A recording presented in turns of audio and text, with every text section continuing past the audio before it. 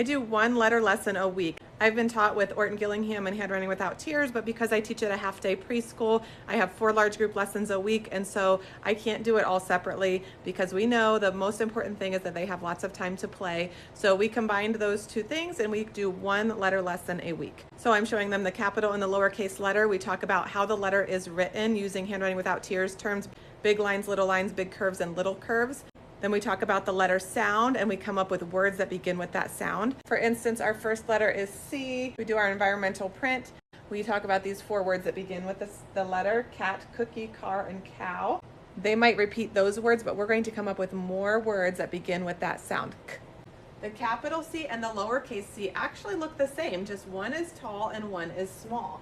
The capital C is one big curve and the lowercase c is one little curve. C says K. Okay, once your finger's up, we're going to write it in the air. C says K. C says K. Can you think of some words that begin with that sound? K.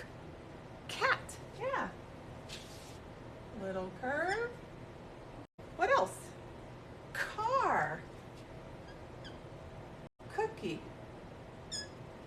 Oh, we have some friends that begin with that sound. K. K. Carson. Cash.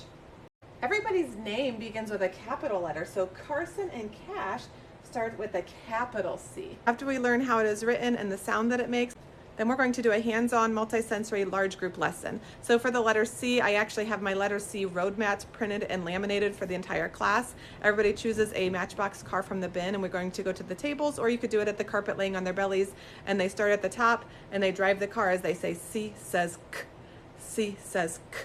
C says K. Now I had somebody say before, well, that doesn't keep their attention long. It's not really supposed to. We're going to do that for like 2 minutes max.